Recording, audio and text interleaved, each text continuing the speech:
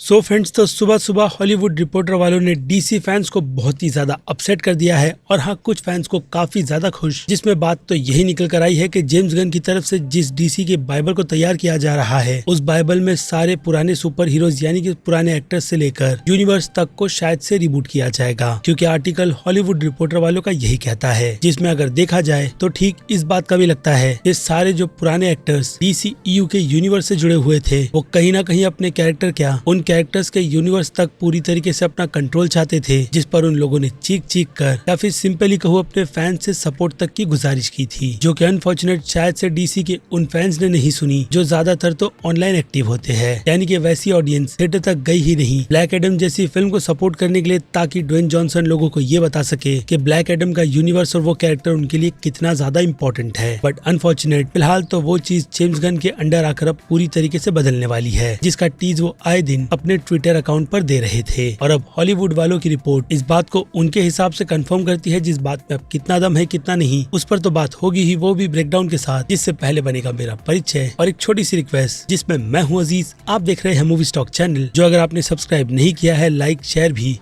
तो जल्दी से कर लीजिए।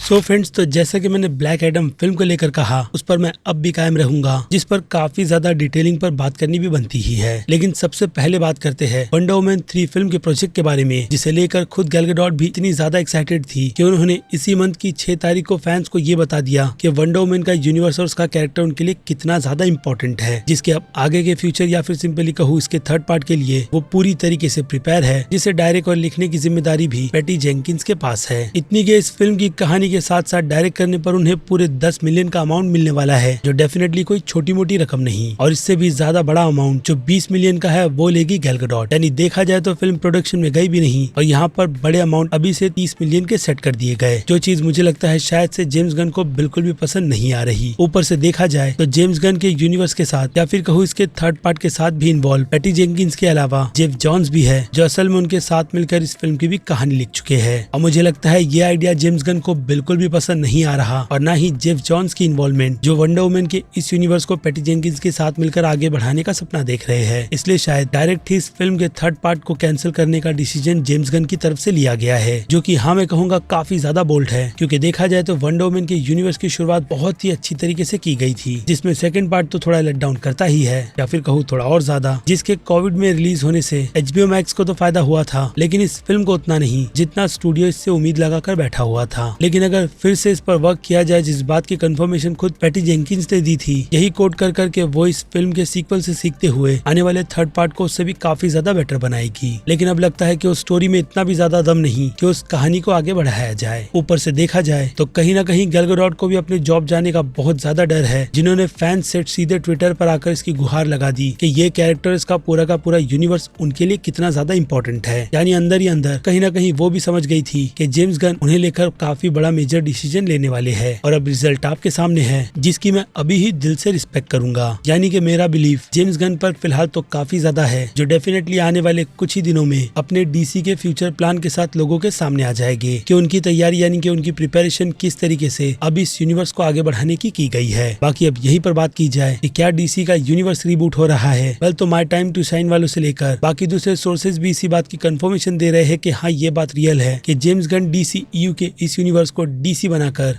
DC स्टूडियो बनाकर पूरी तरीके से रिबूट कर चुके हैं, जहाँ पे बस वो अब ये देखेंगे कि कौन से एक्टर उनका साथ दे रहे हैं और कौन बिल्कुल भी नहीं। ऐसे में गैल गैडोट जैसा नाम, जो बजट से ही आपको समझ आ जाता है कि कितना ज्यादा हैवी अमाउंट का था, जिस पर शायद से वो किसी भी तरीके का कॉम्प्रोमाइज नहीं करना चाहती। क्योंकि इससे मुझे ये लगता है कि जेम्स गन की जो फ्यूचर की डीसी स्टूडियो की प्लानिंग है, वो कम बजट में फिल्म बनाकर 300 से 400 मिलियन तक का प्रॉफिट कमाने का है, जिस बात को पहले ही क्लियर डेविड ज़ैस्लोव ने कर दिया था कि वो film max to max 150 million से ऊपर जाने नहीं देंगे, जो अमाउंट भी काफी ज्यादा है, क्योंकि 90 मिलियन के बजट में उन्हें अच्छी से अच्छी फिल्में बनानी है, और अगर कंटेंट में दम होगा तो इतने कम बजट में भी अच्छी फिल्में बनेगी, जो असल मायने में अगर 300 से 400 मिलियन पर पहुंचती है तो एक ब्लॉकबस्टर हिट रहेगी। क्योंकि अब इस ब्लॉकबस्टर के टैग से हटकर आ जाए सीधे ब्लैक एडम फिल्म पर, तो आप सभी को ये बात भी पता है कि ब्लैक एडम फिल्म को लेकर जो फेलियर की रिपोर्ट है वो कई सारी वेबसाइट्स ने कंफर्म कर बता दी है कि ये फिल्म 50 से 100 मिलियन के लॉस में है, जिस पर बाद में आकर ड्वेन जॉनसन ने भी अपनी कमान संभाली, जहां उन्होंने इसी रिपोर्ट को कोट कर बताया है कि ये फिल्म 54 से 72 मिलियन का बिजनेस करने में यानी कि प्रॉफिट जनरेट करने में कामयाब हुई है, जो हाँ मैं कहूंगा कि अमाउंट बिल्कुल भी छोटा नहीं होता। इसके अलावा उनकी कंपैरिजन एमसीयू की फर्स्ट कैप्टन अमेरिका फिल्म से भी थी, जो कि ब्लैक एडम के ही आंकड़ों में कहीं ना कहीं सिमट कर रह गई थी। बट अगर ऑनेस्टली कहूँ तो जिस तरीके का टेक उस फिल्म के डायरेक्टर जॉन ने उस फिल्म को दिया था वो कुछ इतना भी ज्यादा ग्रेट नहीं था, वो भी काफी हैवी बजट के साथ, जिसे देखकर केविन फैगी का डिसीजन सीधे इस फिल्म के सीक्वल में उन्हें सबसे पहले तो फिल्म से बाहर करने का था। और बाकी की हिस्ट्री आपको पता है कि कैप्टन अमेरिका फिल्म के साथ रूसो ब्रदर्स ने किस तरीके का एक्सपेरिमेंट कर काफी अमेजिंग फिल्म दी है और उसका असर भी हम बॉक्स ऑफिस नंबर पर देख सकते हैं। लेकिन अब बात की जाए ड्वेन जॉनसन की, तो ड्वेन जॉनसन की इतनी ज्यादा क्लियरिटी जो इस फिल्म को लेकर लोगों के सामने निकल कर आ रही है, वो कहीं ना कहीं उन्हीं का करियर बचाने की कोशिश है कि इससे उनके बाकी दूसरी फिल्मों के प्रोड्यूसर्स पर बिल्कुल भी धक्का ना पहुंचे। और एक तरीके से देखा जाए तो वो डीसी क्या ब्लैक एडम के इस कैरेक्टर्स के पूरे यूनिवर्स पर भी अपनी पकड़ काफी ज्यादा स्ट्रॉन्ग रखना चाहते हैं, जिस बात की डिटेल मैं आपको काफी टाइम पहले ही कंफर्म कर बता चुका हूँ कि अगर ड्वेन जॉनसन ब्लैक एडम के यूनिवर्स के साथ जुड़ते हैं तो वो इस पूरे यूनिवर्स और जो चाहे उस कैरेक्टर पर अगर उंगली रखे तो डीसी वालों को आंख बंद कर उन्हें उसी कैरेक्टर को देना होगा। लेकिन यहाँ पर यह डिमांड हेनरी कैविल के सुपरमैन को लेकर बिल्कुल भी नहीं थी, जिसे पहले ही वॉल्टर हमाडा ने साइड में रखकर ड्वेन जॉनसन से इस डील को कंफर्म करवाया था। लेकिन अब सिचुएशन बदली है, जिस पर ड्वेन जॉनसन ने भी खुलकर बात कर यही बता दिया कि वॉल्टर हमाडा और उनके पुराने पार्टनर्स नहीं चाहते थे कि हेनरी कैविल का सुपरमैन एमसीयू के यूनिवर्स में रिटर्न आए। लेकिन अब सिचुएशन बदली है, जिस पर मैं बस थोड़ी देर में ही बात करूंगा, क्योंकि यहाँ पर टॉपिक ड्वेन जॉनसन का खत्म नहीं हुआ, जो कहीं ना कहीं इसी बात को बताता है कि अब इस फिल्म के जो सीक्वल को आगे ना बढ़ने की कहीं ना कहीं हॉलीवुड रिपोर्टर वालों की तरफ से सलाह दी जा रही है। ऊपर से डेडलाइन वालों के आर्टिकल में हॉकमैन जैसे कैरेक्टर पर सोलो फिल्म बनाने के भी प्रोजेक्ट की कंफर्मेशन दी गई थी, जिसके बाद फिर क्या उन्होंने अपने आर्टिकल को अपग्रेड कर उसमें से हॉकमैन के प्रोजेक्ट को ही निकाल कर साइड में कर दिया। बस यही अपडेट रह गई है कि उस यूनिवर्स में भी कुछ न कुछ होगा। लेकिन जहाँ पर ब्लैक एडम 2 फिल्म अब बनने से रही, तो इससे ये चीज भी समझ आ जाती है कि ड्वेन जॉनसन से पावर पूरी तरीके से छीना जा रहा है या फिर छीन लिया गया है फिल्म की सक्सेस की रिपोर्ट को देखकर। तो अब आगे उसी से रिलेटेड किसी भी कैरेक्टर यानी कि उनकी जो जस्टिस सोसाइटी ऑफ अमेरिका बनाई गई थी, बाद में उनके कैरेक्टर से रिलेटेड प्रोजेक्ट की कंफर्मेशन भी अब सिर्फ एक ख्याली बातें ही है, जिस प्रोजेक्ट पर अगेन कहूंगा पीटर सैफरन और जेम्स गन बिल्कुल भी अभी के लिए तो काम नहीं करना चाहते, क्योंकि अगेन हॉलीवुड रिपोर्टर वालों की ये रिपोर्ट कुछ इसी तरीके से कोट कर डिटेल हमारे सामने रखती है। और अब जबकि इस पूरे के पूरे वीडियो में मैं पावर की बात कर रहा हूँ, तो वो भी इम्पोर्टेंट ही बन जाता है, जिसका एग्जाम्पल तो केविन फैगी है ही। तो अगर वैसी ही पकड़ खुद जेम्स गन भी डीसी के इस यूनिवर्स में बना लेते हैं, तो नो डाउट आगे चलकर उन्हीं स्टूडियो का प्रॉफिट होगा, जिस बात को ध्यान में रखकर शायद वो इस तरीके के काफी खतरनाक डिसीजन ले रहे हैं, जिससे बहुत सारे फैंस अपसेट होने वाले हैं। और इसी ट्रैक में अब बात करें सुपरमैन की यानी कि हेनरी कैविल की, तो उनकी जो जोर शोर से अनाउंसमेंट यानी कि उनकी खुद की बनाई गई वीडियो से कंफर्मेशन निकल कर आई थी, जिसके बाद की रिपोर्ट इसी बात को कोट कर की जा रही थी कि उनका कमबैक तो हुआ है, लेकिन किसी भी तरीके की डील नहीं, जिस पर अब बॉलीवुड रिपोर्टर वालों की ये अपडेट कहीं ना कहीं फैंस को काफी ज्यादा अपसेट भी कर देती है। क्योंकि इस अपडेट में मैन ऑफ स्टील 2 फिल्म के लिए जिस डायरेक्टर का नाम आगे निकल कर आया था वो थे एंडी मशेटी, जिन्होंने रिसेंटली फ्लैश जैसी फिल्म बनाई है, या फिर कहो काफी लटकी हुई फिल्म, जो अब ऑफिशियली 1 हफ्ते की पुशअप की रिलीज डेट पर है। लेकिन अब अगर देखा जाए तो इस प्रोजेक्ट को वह हेनरी कैविल के साथ मिलकर पुराने सुपरमैन से मिलता जुलता बनाने वाले थे, लेकिन अब उस पर भी रोक लगा दी गई है, जिसमें सबसे पहले तो उन्हें यही डिसाइड करना है कि जो कैमियो द फ्लैश फिल्म के लिए शूट किया गया था वो फिल्म में रखना भी है या नहीं। यानी कि इस पर अब भी डिसीजन नहीं बना है, और ना ही अब हेनरी कैविल के रिटर्न पर, जिसकी अब पूरी के पूरी कंफर्मेशन तो डेफिनेटली ऑफिशियली अनाउंसमेंट के बाद ही होगी, जिस पैनल को डीसी की तरफ से रखकर कई सारी अनाउंसमेंट के साथ फैंस को राहत दी जाएगी, जिसके लिए फिलहाल तो अभी 1 महीने का वक्त है। ऐसे में इस तरीके की अपडेट जैसे कि मैंने कहा उन फैंस को बहुत ज्यादा अपसेट कर देती है जो लोग एक बहुत बड़ी उम्मीद के साथ इस यूनिवर्स को आगे फॉलो कर रहे थे, क्योंकि अब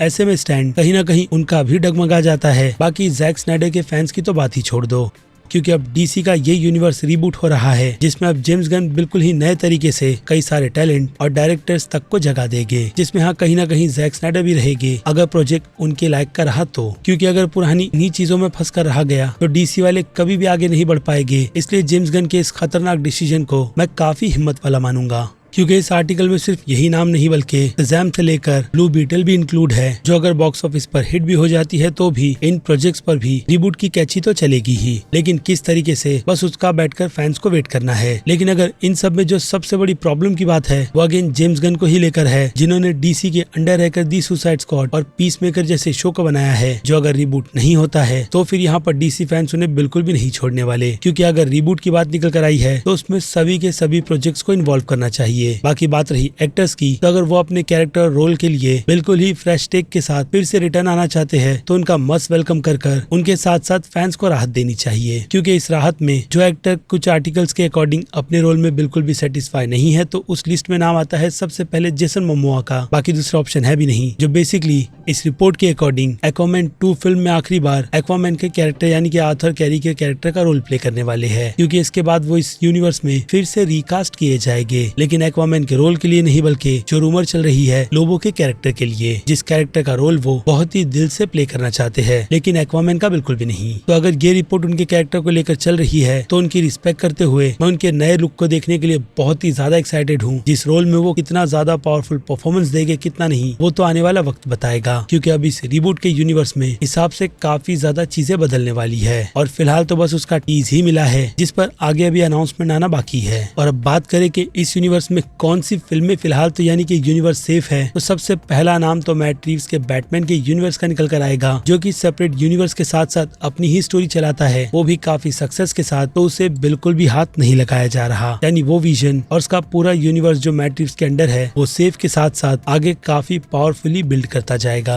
और ऐसी ही ग्रीन लाइट फिलिप थॉट के जोकर के यूनिवर्स को भी मिल चुकी है, जिन्हें छोड़ बाकी सारे के सारे प्रोजेक्ट्स अभी भी खतरे की घंटी में लटके हुए हैं, जो असल मायने में नेक्स्ट ईयर के एंड में जाकर पूरी तरीके से खत्म हो जाएंगे। और फिर उसके बाद शुरू होगा जेम्स गन का राज, जिसमें कंटेंट डिलीवर करने की जिम्मेदारी पूरी तरीके से उन पर है, और हाँ पीटर सैफरन पर भी। लेकिन जाते जाते फिर से कहूंगा कि इस रिबूट से अब आपको एक बात अपने दिमाग में डाल लेनी चाहिए कि जैक स्नाइडर का यूनिवर्स भी इस रिबूट की चपेट में आएगा। तो अब डिपेंड आप पर करता है कि आप इस डिसीजन का खुलकर स्वागत करते भी हो या नहीं। इसमें मुझे लगता है अगर आप कंटेंट के भूखे हो और इस यूनिवर्स को ग्रो करता हुआ देखना चाहते हो तो सपोर्ट ही बेस्ट रहेगा, ना कि जबरदस्ती का पेटिशन जिसका कोई भी हल निकल कर नहीं आता, और ना ही किसी तरीके का प्रोजेक्ट। इसलिए अगर प्रोजेक्ट को सपोर्ट करना है तो बाइकआउट छोड़ थिएटर में जाकर फिल्म देखा करो। खैर तो अब इससे ज्यादा कुछ नहीं है मेरे पास बोलने के लिए, जिस पूरी डिटेल को मैंने ब्रेक डाउन कर आपको इस वीडियो में बता दिया है। यानी कि अब बनती है आपकी राय, जो आप मुझे कमेंट में लिखकर बता सकते हो। बाकी मैं हूँ अजीज, आप देख रहे थे मूवी स्टॉक चैनल, जिसे अगर आपने अभी तक लाइक शेयर और सब्सक्राइब नहीं किया है तो सब्सक्राइब कर लीजिए, और हाँ बगल में बने हुए बेल आइकन को भी क्लिक करना बिल्कुल भी मत भूलिएगा। इसके अलावा मैं मिलता हूँ जल्दी आपसे दूसरी किसी वीडियो में किसी और फिल्म या फिर किसी और टॉपिक पर बात करते हुए। तब तक आप मेरे चैनल के बाकी दूसरे वीडियोस को भी एंजॉय कीजिए, और टिल देन